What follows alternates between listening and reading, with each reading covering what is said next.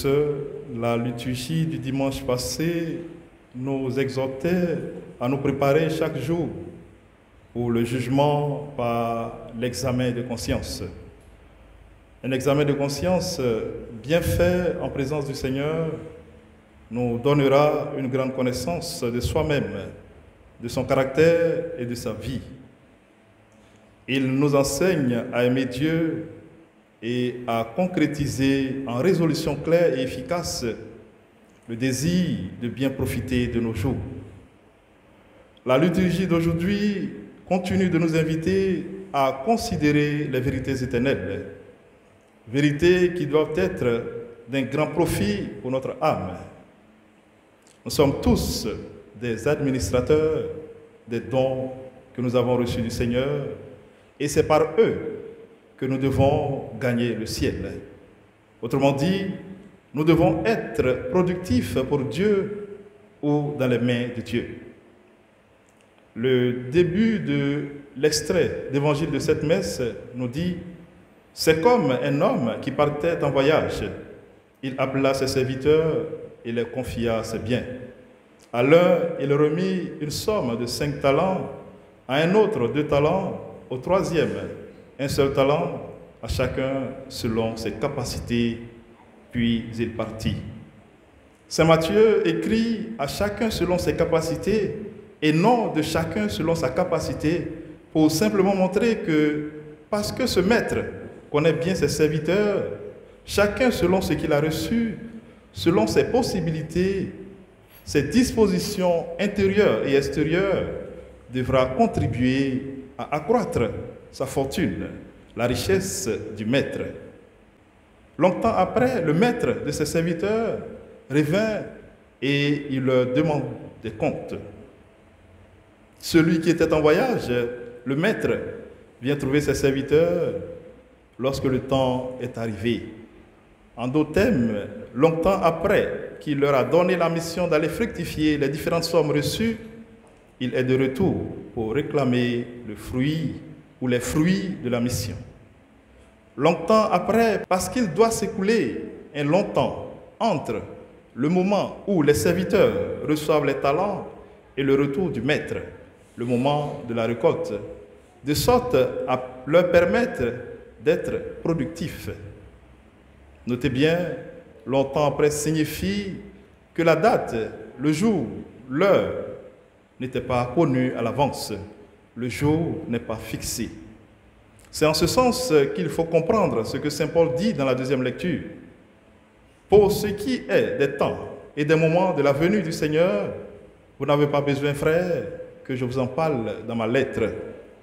Vous savez très bien que le jour du Seigneur vient comme un voleur dans la nuit.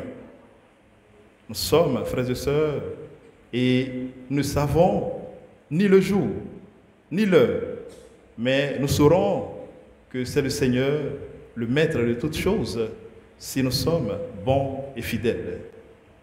Le maître de maison est arrivé et il exige ce qui lui est dû. Les 2 premiers serviteurs lui rendent le double de ce que chacun a reçu, ce qui leur a valu un éloge et une récompense inattendue et indescriptible. Très bien, serviteur bon et fidèle. Tu as été fidèle pour peu de choses, je t'en confierai beaucoup. Entre dans la joie de ton maître. Frères et sœurs, contribuer à la croissance de la richesse du maître n'est pas sans récompense. En fait, nous sommes les serviteurs. Les talents, ce sont les conditions dont Dieu a doté chacun. L'intelligence, la capacité d'aimer, d'adhérer au Christ, de rendre les autres heureux, les biens terrestres. Le temps que dure le voyage du maître est la vie, les comptes, le jugement, l'entrée au festin, le ciel. Le maître, c'est le Seigneur.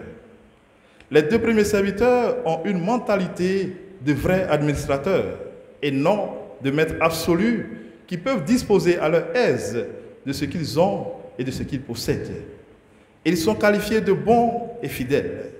Bons parce qu'ils ont été bons envers leur maître, leur prochain. Et fidèles parce qu'ils ne se sont rien attribué de ce qui appartient à leur maître. Et un exemple d'humble et silencieuse fidélité au devoir quotidien, fondement de toute sainteté, nous est donné dans la première lecture. La femme parfaite ou la femme vaillante. Elle est précieuse plus que les perles. Son mari peut lui faire confiance. Il ne manquera pas de ressources. Elle fait son bonheur et non pas sa ruine tous les jours de sa vie. Ses mains travaillent volontiers, ses doigts s'ouvrent en faveur du pauvre. Elle tend la main au malheureux, célébrez-la pour les fruits de son travail. La fidélité, nous dit le pape François, n'est assurément pas une vertu facile à trouver, mais également, une fois trouvée, elle est difficile à conserver. Si l'homme est inconstant, revenons à la fidélité de Dieu. Au troisième serviteur qui avait reçu un talent, le maître dit, « Serviteur mauvais et paresseux, tu savais que je moissonne là où je n'ai pas semé, que je ramasse le grain là où je ne l'ai pas répandu, alors il fallait placer mon argent à la banque et à mon retour, je l'aurais retrouvé avec les intérêts. » Le Seigneur lui parle ainsi puisqu'il avait enfoui dans des occupations terrestres le don de l'esprit qu'il a reçu. Ce dernier serviteur a la mentalité des sociétés de consommation. C'est une mentalité qui ne pense jamais à des fruits, à porter des fruits, qui ne pense jamais à la productivité et à la croissance. Et c'est un péché. C'est un péché, frères et sœurs, de faire mourir le don que Dieu nous a fait gratuitement. Cette capacité de convertir tout ce qui est petit en grand. C'est un péché si vous ne pouvez pas transférer l'abondance de ce que vous avez reçu de Dieu à une autre génération. Lorsque Dieu nous fait un don ou nous fait don de quelque chose, il s'attend toujours à ce que cette chose croisse. Ce serviteur est mauvais et paresseux parce que selon Saint Jean-Paul II, il démontre comment l'homme se comporte quand il ne vit pas une fidélité active à l'égard de Dieu. Et ce qui l'emporte, c'est la peur, le relativisme dans les choses de Dieu, l'estime de soi, l'affirmation de l'égoïsme qui essaie de justifier sa propre conduite par la prétention injuste du maître qui moissonne là où il n'a pas semé. Alors, frères et sœurs, ces deux types de mentalités ne sont-ils pas en nous du fait de notre inconstance? Que voulons-nous faire de notre vie chrétienne? De vrais administrateurs ou des consommateurs? Ce qui est important, c'est d'être fidèle au Christ et à sa parole, d'étendre son règne tout en attendant son dernier avènement avec foi, fidélité et persévérance.